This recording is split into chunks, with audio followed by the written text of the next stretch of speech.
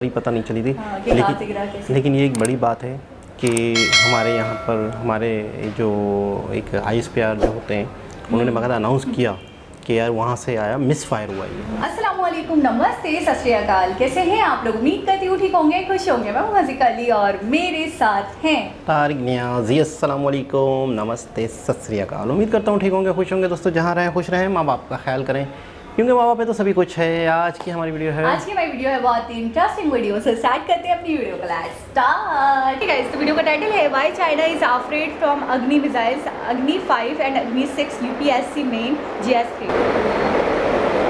Study IQ IAS, अब तैयारी हुई अफोर्डेबल।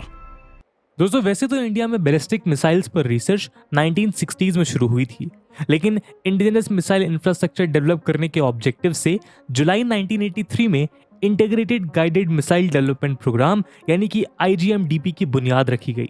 IGMDP द्वारा देश में डेवलप की गई पहली मिसाइल पृथ्वी थी, जबकि दूसरी बैलिस्टिक मिसाइल सिस्टम अग्नि मिसाइल्स की सीरीज है। अग्नि मिसाइल्स की रेंज पृथ्वी से ज्यादा है।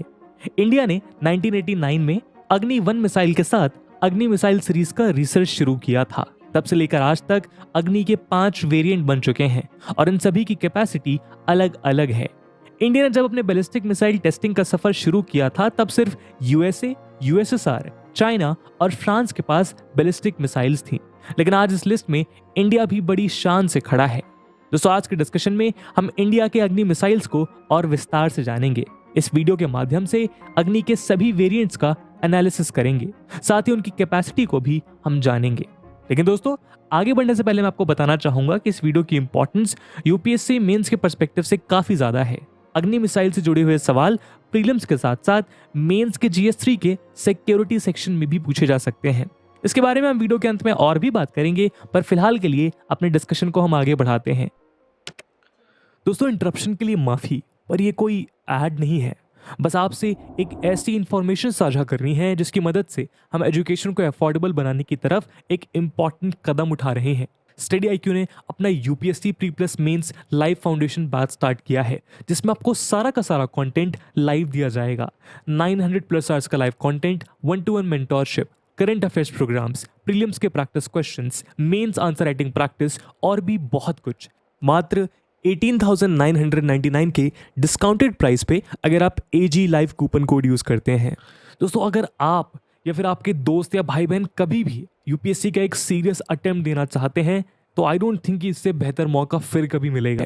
एंड जस्ट टू मेंशन, ये प्राइस लिमिटेड स्टूडेंट्स के लिए है। दोस्तों इन बैचेस में क्लासेस की शुरुआत 30 सितंबर मॉर्निंग 8 AM से हो रही है। तो अब आप भी AG live coupon code use करके अपनी UPSC की तैयारी को भारत के बेस्ट एजुकेटर्स के साथ स्टडी IQ के फाउंडेशन बैचेस का सपोर्ट प्रोवाइड कर सकते हैं। इस बात से रिलेटेड सभी इंपॉर्टेंट लिंक्स आपको पिन कमेंट में मिल जाएंगी। अब आप अपना वीडियो देख सकते हैं, but don't forget to use AG live, otherwise you will say कि बाकी लोगों को कम रेट्स पे ये कोर्स मिला है। बाकी सभी अपडेट्स के लिए आप मुझे मेरे सोशल मीडिया हैंडल्स पे फॉलो कर सकते हैं। दोस्तों इंडिया ने अपनी स्ट्रेटेजिक पावर को बढ़ाने के लिए अपनी वॉर फ्लीट में एक से बढ़कर एक लीथल वेपन्स को शामिल किया है। आज इंडिया के पास दुश्मनों के होश ठिकाने लगाने वाली कई मिसाइल्स मौजूद हैं। इंडियन डिफेंस क्यूवर में पृथ्वी, आकाश, नाग, त्रिशूल, निर्भय, अग्नि और ब्रह्मोस जैसी अनेक मिसाइल शामिल हैं। ये मिसाइल्स इंडियन सिक्योरिटी सिस्टम का बेहद अहम हिस्सा हैं। इनमें कई सरफेस टू सरफेस मिसाइल्स हैं तो कुछ ग्राउंड टू एयर मिसाइल्स हैं। वहीं इंडिया के पास समुद्र से फायर की जाने वाली मिसाइल्स भी मौजूद हैं। इन तमाम मिसाइल्स में अग्नि इंडियन मिसाइल सिस्टम की मेन बैकबोन है। अग्नि मिसाइल के कई वेरिएंट हैं। आइए एक एक करके उन सभी को विस्तार में जानते हैं। दोस्तों इंडिया ने 1983 में अग्नि समेत टोटल 5 मिसाइल के डेवलपमेंट में काम शुरू किया। 22 मई 1989 का वो हिस्टोरिकल मूवमेंट था जब अग्नि 1 का टेस्ट किया गया। ये लो रेंज मिसाइल है और ये 700 किलोमीटर तक अटैक करने में सक्षम है। 12 टन वेट और 15 मीटर लंबी अग्नि 1 को काफी पहले से ही सेना में शामिल कर लिया गया, लेकिन टाइम टू टाइम इसके एक्सपेरिमेंटल टेस्ट किए जाते रहे। अग्नि 1 इंडिजिनसली मेड बैलिस्टिक मिसाइल है जो न्यूक्लियर वॉरहेड कैरी करने में सक्षम है। ये मिसाइल अपने साथ 1000 किलोग्राम वेट ले जाने में कैपेबल है। DRDO की प्रीमियर मिसाइल मैन्युफैक्चरिंग लैबोरेटरी ने डिफेंस रिसर्च डेवलपमेंट लेबोरेटरी और रिसर्च सेंटर के साथ मिलकर इसे तैयार किया है। दोस्तों, यदि बात अग्नि 2 की करें तो अग्नि 1 की तरह यह भी सरफेस टू सरफेस मिसाइल है। 2009 में 2 बार इसका टेस्ट किया गया था, लेकिन दोनों बार अनफॉर्चुनेटली टेस्ट अनसक्सेसफुल रहे। इसके बाद 17 में 2010 को ओडिशा के व्हीलर आइलैंड से इसका सक्सेसफुल टेस्ट किया गया। आपको बता दें कि व्हीलर आइलैंड का नाम अब इंडिया के मिसाइल मैन के नाम पर डॉक्टर अब्दुल कलाम आइलैंड कर दिया गया है। खैर, बात करें अग्नि 2 की तो ये एक मीडियम रेंज की बैलिस्टिक मिसाइल है और इसकी रेंज 2000 किलोमीटर है। इसका मतलब ये हुआ कि पाकिस्तान पूरी तरह से इसकी रीच के अंदर है, जबकि चाइना का वेस्टर्न पार्ट भी इसकी पहुंच में है। ये मिसाइल अपने साथ 1 टन पेलोड ले जा सकती है। पेंसिल शेप की ये missile ultra modern navigation system and technology से लेस है। अग्नि 2 मिसाइल भी पूरी तरह से इंडिजिनियसली मेड है। 17 टन वजनी ये मिसाइल 21 मीटर लंबी और 1 मीटर चौड़ी है।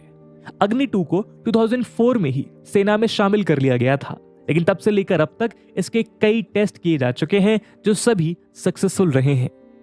इसका रात को भी सक्सेसफुल टेस्ट किया जा चुका है, यानी रात के समय कोई कंट्री जंग छेड़ दे तो उसे मुंहतोड़ जवाब अग्नि 2 के द्वारा दिया जा सकता है। दोस्तों, अब बात अग्नि 3 की। सरफेस टू सरफेस अटैक करने वाली ये मिसाइल भी अपने साथ न्यूक्लियर वेपन्स ले जाने में सक्षम है। अग्नि 3 मीडियम रेंज की मिसाइल है और ये 3500 किलोमीटर की दूरी तक टारगेट को हिट करने में कैपेबल है। ये अपने साथ 1.5 टन पेलोड ले जाने में सक्षम है। 50 टन वजनी ये मिसाइल 17 मीटर लंबी है, जबकि इसका डायमीटर 2 मीटर का है। अग्नि 3 मिसाइल का फर्स्ट टेस्ट 2006 में ओडिशा के डॉक्टर अब्दुल कलाम आइलैंड से किया गया था, जिसे पार्शियली सक्सेसफुल बताया गया। इसके बाद फिर से 2007 और 2008 में इसका टेस्ट किया गया, जो पूरी तरह से सक्सेसफुल रहा। आगे चलकर अग्नि 3 के और भी कई सक्सेसफुल टेस्ट किए जा चुके हैं, जिनमें नाइट टेस्ट शामिल है। ये missile hybrid navigation, guidance and control system से इक्विप्ड है। साथ ही ये एडवांस्ड ऑनबोर्ड कंप्यूटर के साथ विद कंट्रोल पैनल से कनेक्टेड है। दोस्तों, यदि हम अग्नि 4 मिसाइल की बात करें तो ये long range surface to surface ballistic missile है। इसकी रेंज 4000 किलोमीटर है, यानी इसकी रीच में पूरा पाकिस्तान और लगभग आधा चाइना आता है। ऐसे में अग्नि 4 मात्र 20 मिनट में चाइना के आधे शहरों को और पाकिस्तान के किसी भी शहर को डिस्ट्रॉय कर सकती है। इसका पहला टेस्ट 11 दिसंबर 2010 में किया गया था, लेकिन कुछ कारणों से ये सफल नहीं रहा, जिसके बाद नवंबर 2011 में इसका सक्सेसफुल टेस्ट किया गया। आपको बता दें कि अग्नि 4 अग्नि 2 का ही एडवांस वर्जन है। इसमें कई न्यू टेक्नोलॉजी का यूज किया गया है और ये पहली मिसाइल से हल्की है। न्यूक्लियर वेपन्स ले जाने में कैपेबल ये मिसाइल अपने साथ 1 टन पेलोड ले जा सकती है। 17 टन वजनी ये मिसाइल 20 मीटर लंबी है, जबकि इसका डायमीटर 1.5 मीटर का है। इस मिसाइल का भी कई बार सुबह, दोपहर, शाम और रात को सक्सेसफुली टेस्ट किया जा चुका है। इसी साल 6 जून को इसका लास्ट टेस्ट किया गया था। ये मिसाइल हर मौसम में अपने टारगेट को डिस्ट्रॉय करने में सक्षम है।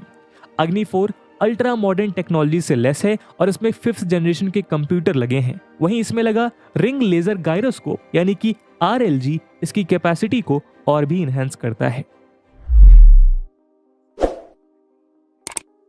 दोस्तों, अगर बात अग्नि 5 की करें तो ये सीरीज की सबसे पावरफुल मिसाइल है। ये long range surface to air ballistic missile है। अग्नि 5 5000 किलोमीटर दूर तक अपने टारगेट को हिट करने में सक्षम है। 5000 किलोमीटर रेंज की ये मिसाइल किसी इंटरकॉन्टिनेंटल मिसाइल के करीब है, जिनकी रेंज मिनिमम 5500 किलोमीटर होती है। यानी इस मिसाइल की रेंज में पूरा चाइना, अफ्रीका और यूरोप के कुछ हिस्से आ जाएंगे। न्यूक्लियर वेपन्स ले जाने में कैपेबल ये मिसाइल अपने साथ 1500 किलोग्राम वेपन्स ले जा सकती है और 15 से 20 मिनट में अपने टारगेट को हिट कर सकती है। यानी ये इंडिया की सबसे पावरफुल मिसाइल्स में से एक है। 50 टन वजनी इस मिसाइल की लंबाई 17 मीटर है और इसका डायमीटर 2 मीटर का है। इस मिसाइल में 3 स्टेज के रॉकेट बूस्टर हैं जो सॉलिड फ्यूल से उड़ते हैं। आपको जानकर हैरानी होगी कि इसकी स्पीड साउंड की स्पीड से 24 टाइम्स ज्यादा है। यानी ये 1 सेकंड में 8.16 किलोमीटर की दूरी तय कर सकती है। इसके अलावा अग्नि 5 की multiple independently targetable re-entry vehicle यानी MIRV टेक्निक भी काफी खास है, जिस वजह से इसके वॉरहेड पर कई वेपन्स लगाए जा सकते हैं। ऐसे में ये मिसाइल एक बार में कई टारगेट्स को डिस्ट्रॉय कर सकती है। वहीं अग्नि 5 मिसाइल को जो चीज सबसे डेडली बनाती है वो ये है कि इसे कहीं से भी किसी भी सरफेस से लॉन्च किया जा सकता है, यानी किसी बस स्टैंड, किसी रेलवे स्टेशन या किसी रोड से भी इसे लॉन्च किया जा सकता है। अग्नि 5 को भारत डायनेमिक्स लिमिटेड और defence research and development organisation यानी कि DRDO ने तैयार किया है। ये मिसाइल कैनिस्टराइज है, इसे रोड या रेल दोनों से लॉन्च किया जा सकता है। कैनिस्टराइजेशन मिसाइल को सभी तरह के वेदर और सिचुएशन में सेफ रखने और इसे लॉन्च करने में हेल्प करता है, यानी किसी भी क्लाइमेट से इस पर कोई फर्क नहीं पड़ता। अग्नि 5 का फर्स्ट टेस्ट 2012 में किया गया था। तब से लेकर अब तक इसके कई टेस्ट हो चुके हैं, जिसमें नाइट ऑपरेशन मोड टेस्ट भी शामिल है। दोस्तों, इंडिया अग्नि सीरीज की 6th बैलिस्टिक मिसाइल अग्नि P यानी अग्नि प्राइम का भी टेस्ट कर चुका है। DRDO ने 18 जुलाई 2021 को न्यू जनरेशन की एडवांस अग्नि P का ओडिशा के doctor APJ Abdul Kalam island से सक्सेसफुल टेस्ट किया था। अग्नि P मिसाइल 2 स्टेज और सॉलिड फ्यूल बेस्ड है। साथ ही इसे एडवांस रिंग लेजर गायरोस्कोप यानी RLG बेस्ड नेविगेशन सिस्टम से गाइड किया जा सकता है। डबल स्टेज वाली अग्नि प्राइम को फ्लेक्सिबिलिटी के साथ रोड और मोबाइल लॉन्चर दोनों से फायर किया जा सकता है। अग्नि P मिसाइल की रेंज 1000 किलोमीटर से 2000 किलोमीटर है। भले ही इस मिसाइल की रेंज कम है, लेकिन इसमें अग्नि 5 की टेक्नोलॉजी का यूज किया गया है, जिस वजह से ये अग्नि 1 और अग्नि 3 सीरीज से ज्यादा एडवांस है। ये सरफेस टू सरफेस मिसाइल है। अग्नि P अपने साथ 1000 किलोग्राम न्यूक्लियर वेपन्स लेकर टारगेट को हिट कर सकती है। ये मिसाइल अग्नि 1 के मुकाबले हल्की और पतली है, इस वजह से इसे कैरी करना बेहद आसान है। ऐसे में माना जा रहा है कि आने वाले समय में ये मिसाइल अग्नि 1 को रिप्लेस करेगी। दोस्तों, इंडिया आज अपने मिसाइल मिशन में सक्सेसफुली आगे बढ़ रहा है। अग्नि 5 की सक्सेसफुल टेस्ट के बाद से ही DRDO ने अग्नि 6 पर काम करना शुरू कर दिया था। माना जा रहा है कि जल्द ही अग्नि 6 मिसाइल का टेस्ट भी किया जा सकता है। अग्नि 6 एक इंटरकॉन्टिनेंटल बैलिस्टिक मिसाइल यानी ICBM होगी, जो multiple independent re entry vehicle से लैस होगी। ये टेक्नोलॉजी अभी सिर्फ गिने चुने देशों के पास है। एक्सपर्ट्स के अनुसार अग्नि 6 की रेंज 6000 किलोमीटर तक होने की संभावना है, लेकिन इसे बढ़ाकर 12000 किलोमीटर तक किया जा सकेगा।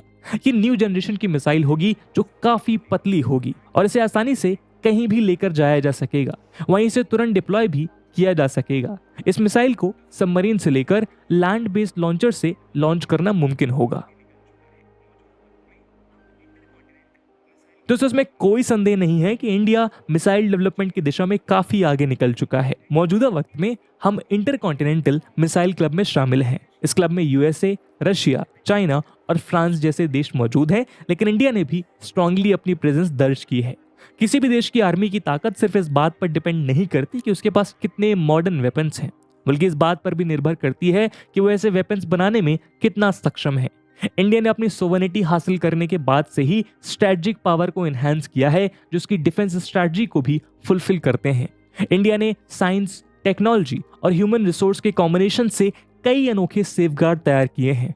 इनमें anti ship, air defence, ballistic, cruise, air to air, anti missile system समेत वर्ल्ड के lethal and advanced missile system शामिल हैं। यहां तक कि स्पेस में भी टारगेट को हिट करने की कैपेसिटी इंडिया के पास है।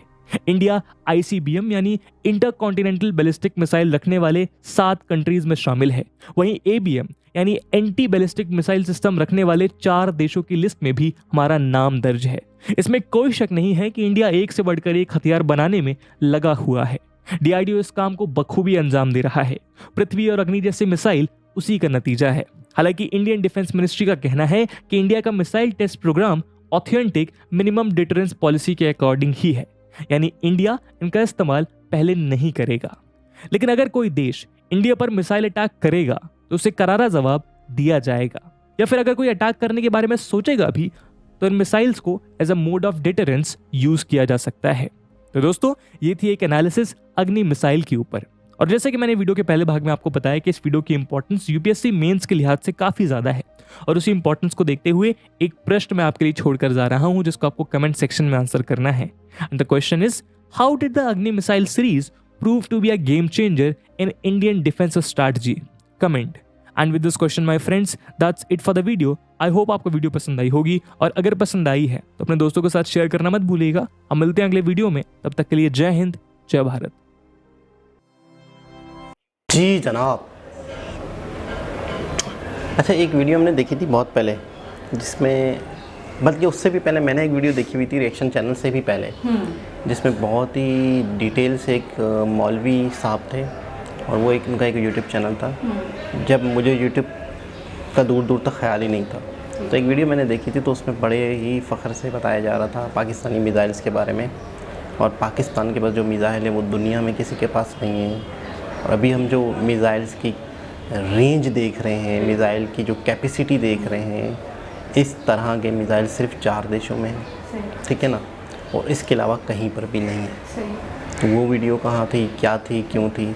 खैर, उस वीडियो में बताया गया था कि यूरोप तक हमारे मिसाइल जा सकते हैं, हम यूरोप को भी निशाना बना सकते हैं, इसको भी बना सकते हैं। अच्छा, मुझे अपने आप में अग्नि 5, अग्नि 6 और अग्नि P अपने आप में बहुत कमाल के लगे। और दूसरी चीज़ ये है कि कहीं रुके नहीं ये लोग, मतलब है कि अपनी कैपेसिटी को, अपनी क्षमता को, अपनी ताकत को मज़ीद बढ़ाते गए।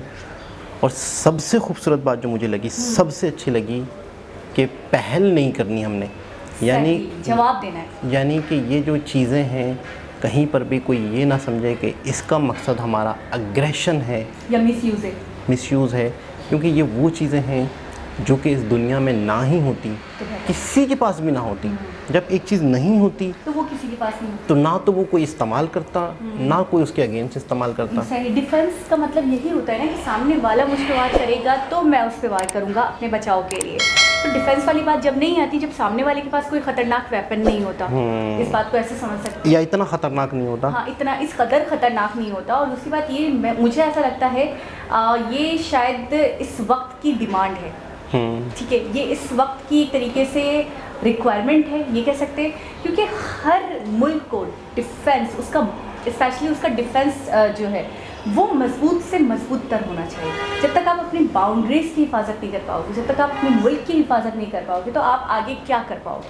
कोई भी दुश्मन धावा बोल सकता है, आपको वीक पाकर, आपको उतना स्ट्रॉन्ग ना समझकर जितना स्ट्रॉन्ग उनको लगता हो कि हम ज़्यादा है, सामने वाली पार्टी तो इतनी स्ट्रॉन्ग नहीं है। कोई भी 2 कंट्री हो गए, चाइना और इंडिया की बात कर लेते, तो आपका भी स्ट्रॉन्ग होना बहुत ज़रूरी है। और एक वीडियो में मुझे याद आया कि हम उनके पाए के हैं ही नहीं, या शायद हम उनके टक्कर के रहे ही नहीं है, कि उस वीडियो में बताया गया था कि ज़्यादातर फोर्सेस यहाँ से, इस बाउंड्री से हटाकर चाइना की तरफ मुंतकिल करी जा रही है, और ये वेपन्स वगैरह को भी एडवांस से एडवांस बनाने का मकसद चाइना के हवाले से, चाइना के एक्सपेक्ट में वो बहुत ज़्यादा स्ट्रॉन्ग होना चाहते हैं, क्योंकि पाकिस्तान जो है, मुझे ऐसा लगता है वो बहुत पीछे, इतनी हाई फाई मशीनरीज या इतनी हाई फाई डिफेंस वेपन्स और आर्म्स चाइना के पास हैं, तो ये उनको बीट करना चाहते हैं। अच्छा, एक और वीडियो आपको याद होगी वॉरशिप के हवाले से, जिसमें हम दोनों बहस कर रहे थे। आप मुझे कह रहे थे शायद एक आधा होगा पाकिस्तान के पास, और मैं कह रही थी नहीं, शायद पाकिस्तान के पास नहीं है, और मैंने तो कभी नहीं सुना। तो बाकायदा मैंने गूगल किया बाद में, कि मैंने बोला शायद मैंने वीडियो में बोल दिया और ऐसा ना हो कि हमारे पास निकले और फिर कितनी गलत बात होगी। तो मैंने जब गूगल किया तो हमारे पास कोई भी वॉरशिप नहीं है, एयरक्राफ्ट, और हाँ एयरक्राफ्ट, और इंडिया के पास है, ठीक है, दूसरा है ये उनका।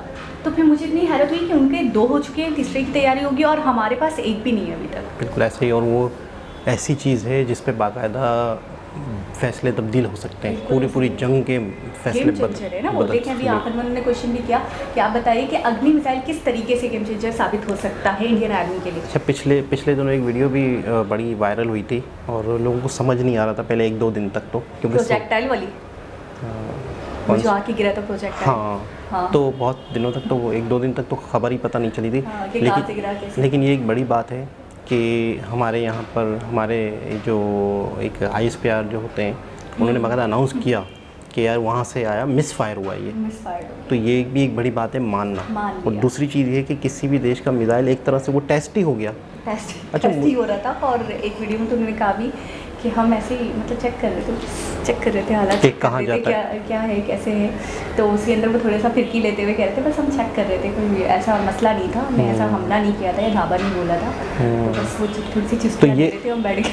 तो ये है कि वो जिस जगह पे आया था, तो इत्तफाक ये है कि वहाँ पर कोई भी मतलब है कि जानी नुकसान भी नहीं हुआ था, सुनसान इलाका था। तो ये हो सकता है प्लान भी हो सकता है पता भी हो, देखते हैं कहाँ तक जाता है या रिस्पांस क्या आता है, तो मतलब कोई मसला ही नहीं हुआ, यानी कि कोई ज़्यादा एग्रेशन या कोई इस तरफ से नहीं दिखाया गया, बिल्कुल कुछ नहीं, भी आवाम की तरफ से भी नहीं इतना। बल्कि आवाम ने भी कहा था कि कोई मतलब रिस्पांस ही नहीं है, मतलब एक इतनी बड़ी बात। फिर आवाम की तरफ से भी बात ऐसा लग रहा था आई गई हो गई दब गई। हाँ, एक तो बहुत उछलते हैं ना, वो चीज़ मुझे देखने को नहीं मिली। लेकिन कोई भी चीज़ बहुत ज़्यादा देर तक उछल नहीं सकती, बहुत ज़्यादा देर तक, मतलब है कि मामला तो उस पर गर्म नहीं रह सकते, मट्टी डाल दी है। हाँ ऐसे हुआ था। तो लेकिन ये कि अब ये पता चला कि अच्छा जो चीज़ सिर्फ दुनिया के 4 देशों में हो, कोई चीज़ दुनिया के सिर्फ 2 देशों के पास है, 3 देशों के पास है, कोई चीज़ दुनिया के चंद देशों के पास है, 4-5 के पास, तो इसका मतलब सिर्फ इस बात से भी अंदाज़ा लगाया जा सकता है कि वो चीज़ कितनी कॉस्टली, कितनी कीमती, कितनी महंगी। अच्छा, दूसरी एक सबसे बड़ी बात कि इस सब का सेहरा डॉक्टर अब्दुल कलाम सर जी के, बाकायदा उन्हें तो मिसाइल मैन के नाम से याद किया जाता है। मिसाइल मैन और आइलैंड का नाम रख दिया अब्दुल कलाम आइलैंड। उसकी वजह ये है कि वहीं पर ज़्यादातर मिसाइल एक्सपेरिमेंट होते थे। मीरान होगा, वहाँ पे आबादी नहीं होगी, अगर कोई मिस फायर होता है, कोई ऐसा ही इंसिडेंट होता है तो कम से कम लोग सेफ़ रहें, कोई प्रॉब्लम ना हो। तो उस मिसाइल का ही नाम डॉक्टर अब्दुल कलाम के नाम जी के रख रखा। सम्मान देखें, इज़्ज़त देखें कि यार उन्होंने एक तरक्की दी, एक डिफेंस सिस्टम मजबूत किया इंडिया का, तो इंडिया ने जितना हो सका उन्हें सम्मान दिया। अच्छा, एक और सबसे अच्छी बात, अगर आप किसी को रिस्पेक्ट देते हो, किसी को इज़्ज़त देते हो, उसकी ज़िंदगी में देते हो, बिल्कुल ऐसे। ये एक बहुत अच्छी बात है। हमारे यहाँ या अक्सर मैंने पूरी दुनिया में ये चीज़ देखी है कि एक शख्स दुनिया में नहीं है, उसे अवार्ड दिए जा रहे हैं, उसके बच्चे आगे अवार्ड ले रहे हैं, उनके नाम पे वो खुशी थोड़ी हो, उनके नाम पे रोड बन रहे हैं, उनके नाम के ऊपर रोडों के नाम उनके नाम पे रखे जा रहे हैं, क्योंकि अब तो नहीं है ना। अच्छा, जो भी शख्स इस दुनिया में मौजूद हो, अगर उसको उस वक्त रिस्पेक्ट मिले तो वो कितना खुश हो।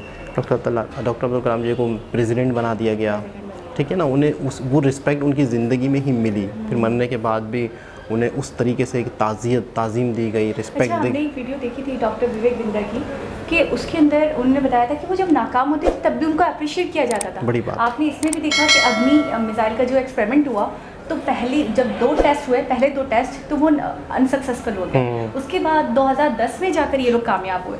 तो ऐसा नहीं करते ये लोग कि बिल्कुल शुरू हो जाए, सामने वाले को बिल्कुल डिसरिस्पेक्ट करें, सामने वाले को कहते हैं तुम में तो गट्स ही नहीं है, तुम तो नालायक हो, तुम निकम्मे हो, तुमसे हो ही नहीं पा रहा है, यार चेंज करो, बंदा चेंज करो। देखा था उन्होंने, हाँ, चंद्रयान में आपने देखा था बकायदा मोदी जी किस तरीके से सराह रहे थे, किस तरीके से एक तरीके से गले लगाया था और गले लगाकर मोटिवेट कर रहे थे, वो बकायदा रो पड़े थे कि वो खुद मतलब ये कितनी मेहनत के बाद वो रिजल्ट ना आए, वो सक्सेस ना मिले। अच्छा, दूसरी बात मैं एक चीज़ और भी सोच रही हूँ कि एयरक्राफ्ट की जब हमने इनॉग्रेशन देखी थी, अच्छा मुझे एक इंसिडेंट भी याद आ गया, एयरक्राफ्ट की जब हमने इनॉग्रेशन देखी थी जिसमें मोदी जी आए तो बाकायदा एक फ्लैग भी गिफ्ट किया गया था, तो उससे रिलेटेड क्वेश्चन पूछा गया KBC में एक लड़का बैठा था और उनसे पूछा गया कि बताइए इनॉग्रेशन कहाँ हुआ था। अच्छा, अब मैं अपने दिमाग में ना अपनी सोच के घोड़े दौड़ा रही हूँ, यार कहाँ था कि मैं जल्दी जवाब दे दूँ। तो फिर उन्होंने बताया कोची सिटी में। तो तब मुझे पता चला कि ये डिफेंस वगैरह का जो वेपन्स हैं और ये जो एयरक्राफ्ट हैं, वॉरशिप्स वगैरह है, तो कोची सिटी में ज़्यादा इनका मतलब एक तरीके से ये हैं और एक तरीके से हब है कोची सिटी, और वहीं से मतलब टेस्टिंग वगैरह वहीं पे होती है, ज़्यादातर इनकी मिलिट्री वहीं पर है। ये अपना नेवी और दूसरी बात ये पानी वाला एरिया है। ज़ाहिर है क्योंकि वहाँ ऐसे समंदर चाहिए जो बहुत गहरे हों, इनकी जो मतलब है कि जहाँ बड़ी इनकी पोर्ट्स भी होंगी, हमें 100% ये नेवी भी वहीं पे है और नेवी के जितने भी वेपन्स वगैरह है ना ज़्यादातर वहीं पर टेस्टिंग होती है, तो मतलब महसूस कर लिया गया है उस सिटी। अच्छा, सिटी की जब हमने वीडियो भी देखी थी तो उसमें भी आपने देखा था हरियाली बहुत है, पानी बहुत है, खूबसूरत है अपने आप में बहुत, बिल्कुल ऐसा ही है। तो एक बहुत ज़बरदस्त, बहुत लेटेस्ट वीडियो, दोबारा किसी वीडियो से आपसे मुलाकात होगी, जब तक के लिए अल्लाह हाफ़िज़।